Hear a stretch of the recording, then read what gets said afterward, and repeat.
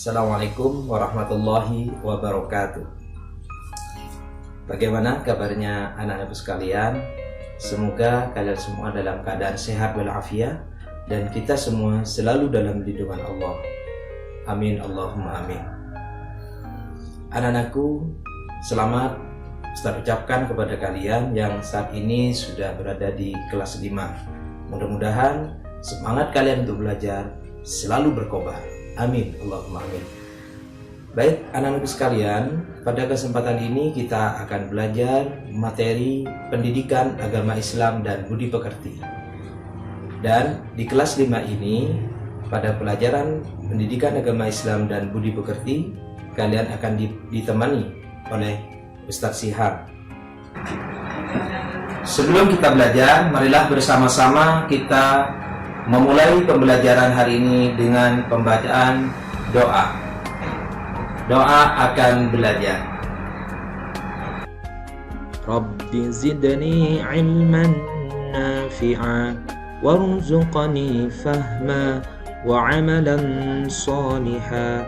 Allahumma iftah alaina futuhal arifin wansur alaina birahmatika ya arhamar rahimin.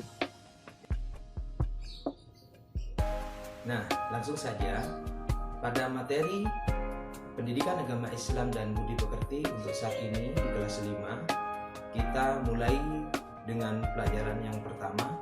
Silakan dipersiapkan buku paketnya. Pelajaran pertama yaitu tentang surat At-Tin. Silakan anak-anak dibuka bukunya. Mari kita baca bersama-sama dengan bacaan yang fasih dan benar. A'udzu billahi minasy syaithanir rajim. Bismillahirrahmanirrahim. Wattini wazzaitun wa turi sinin wa hadzal baladil amin. Laqad khalaqnal insana fi ahsani taqwim. ثم رددناه أسفل سافلين إلا الذين آمنوا وعملوا الصالحات فلهم أجر غير ممنون فما يكذبك بعد بالدين أليس الله بأحكم الحاكمين صدق الله العظيم. Setelah kita membaca surat At-Tin dengan fasih, baik dan benar, selanjutnya mari kita artikan surat At-Tin bersama-sama. Silakan diperhatikan buku paketnya. Bismillahirrahmanirrahim. Dengan menyebut nama Allah yang Maha Pengasih lagi Maha Penyayang. Wattini wazzaitun, demi buah tin dan buah zaitun. Wa turi sinin, dan demi gunung Sinai. Wa hadzal baladil amin, dan demi negeri yang aman ini. Laqad khalaqnal insana fi ahsani taqwim. Sesungguhnya kami telah menciptakan manusia dalam bentuk yang sebaik-baiknya. Tsumma radadnahu asfala safilin. Kemudian kami mengembalikannya ke tingkat yang serendah-rendahnya. Illal ladzina amanu wa 'amilus shalihati falahum ajrun ghairu mamnun. Kecuali orang-orang yang beriman dan mengerjakan amal saleh, maka baginya pahala yang tiada putus-putusnya. Fama yukadzibuka ba'du biddin. Maka apakah yang membuatmu mendustakan hari pembalasan sesudah itu? Alaisallahu bi ahkamil hakimin. Bukankah Allah adalah hakim yang paling adil? Baik anak-anakku sekalian, setelah kita membaca surat At-Tin dan mengartikan surat At-Tin bersama-sama, selanjutnya akan Ustadz jelaskan tentang apa yang terkandung di dalam surat At-Tin. Surat At-Tin berarti buah tin. Surat At-Tin ini terdapat pada urutan ke-95 dari 114 surat yang ada di dalam Al-Quran. Surat At-Tin terdiri dari 8 ayat. Kemudian surat At-Tin ini termasuk surat Makkiyah. Kenapa dinamakan surat Makkiyah? Karena surat At-Tin turun di kota Mekah sebelum Nabi Muhammad hijrah ke Madinah.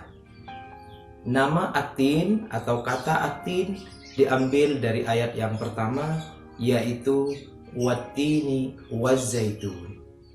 Perlu diketahui bahwa di dalam surat At-Tin ayat 1 sampai dengan ayat yang ketiga ini, Allah bersumpah demi buah tin, buah zaitun, bukit Tursina, kemudian juga Baladil Amin atau yang dimaksud adalah kota Mekah. Mengapa Allah bersumpah dengan kata-kata itu? Ini menunjukkan kesungguhan Allah untuk memberikan peringatan kepada umat manusia. Perlu diketahui bahwa buah tin dan buah zaitun itu adalah dua buah yang sangat bermanfaat untuk kita.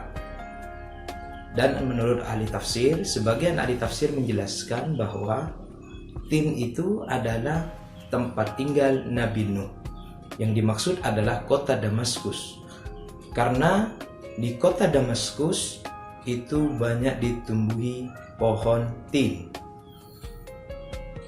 Buah tin itu adalah buah yang sangat enak, lembut dan mudah dicerna, sehingga ini sangat baik sekali untuk kesehatan. Sedangkan buah zaitun itu adalah yang dimaksud dengan wazzaitun itu adalah kota Yerusalem, atau di situ letaknya ada Baitul Maqdis. Di Baitul Maqdis banyak ditumbuhi buah zaitun. Buah zaitun ini sangat banyak manfaatnya, terutama biasanya diambil minyaknya. Selanjutnya adalah Bukit Tursina. Bukit Tursina adalah bukit di mana Nabi Musa menerima kitab Taurat. Dan selanjutnya juga ada Baladil Amin. Baladil Amin yang dimaksud adalah kota Mekah. Kenapa Allah bersumpah demi kota Mekah? Karena di kota Mekah ada tempat suci, yaitu kiblat umat Islam atau Ka'bah. Nah, anak-anakku, dalam ayat yang keempat Allah menjelaskan bahwa laqad khalaqnal insana fi ahsani taqwim. Allah menciptakan manusia dalam bentuk yang paling baik, paling sempurna di antara makhluk-makhluk Allah yang lain. Kesempurnaan itu bukan hanya sekedar jasmani, tetapi juga dilengkapi dengan akal pikiran, kemudian juga potensi kemampuan yang ada pada manusia itu sendiri. Maksud Allah menjelaskan dari kesempurnaan manusia dibandingkan dengan makhluk yang lain adalah agar manusia bersyukur dan juga menggunakan nikmat yang diberikan Allah itu untuk hal-hal yang baik. Sedangkan ayat yang kelima menjelaskan bahwa Allah akan menghinakan orang yang tidak menggunakan nikmat itu dengan baik. Dalam ayatnya, "Tsumma radadnahu asfala safilin." Maka Allah akan menghinakan orang itu pada tempat yang paling hina.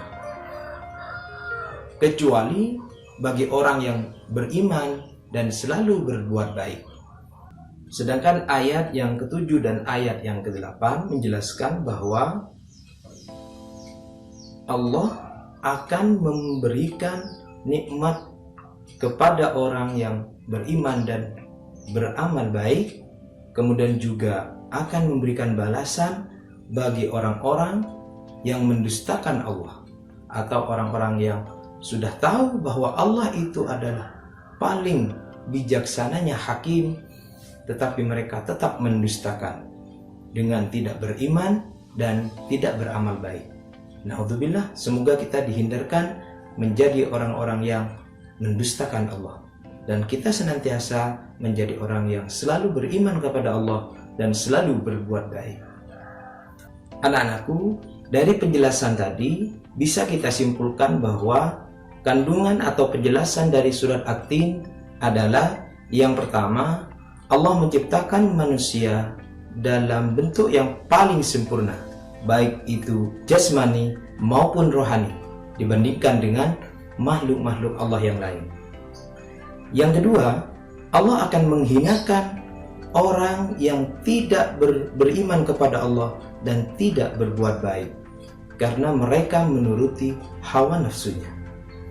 Sedangkan yang ketiga, Allah akan memuliakan, mengangkat derajat orang yang beriman dan beramal soleh atau berbuat baik dengan memberikan pahala yang tidak akan terputus. Sedangkan yang keempat, bisa kita simpulkan bahwa siapa yang mendustakan Allah, maka Allah akan membalasnya di hari kiamat, yaitu dengan memasukkannya ke dalam neraka. Baik anak-anakku sekalian, itulah tadi penjelasan tentang surat At-Tin. Mudah-mudahan ilmu yang kita dapatkan menjadi ilmu yang barokah dan manfaat. Sampai bertemu lagi pada pelajaran berikutnya. Dari Ustadz akhiri, wassalamualaikum warahmatullahi wabarakatuh.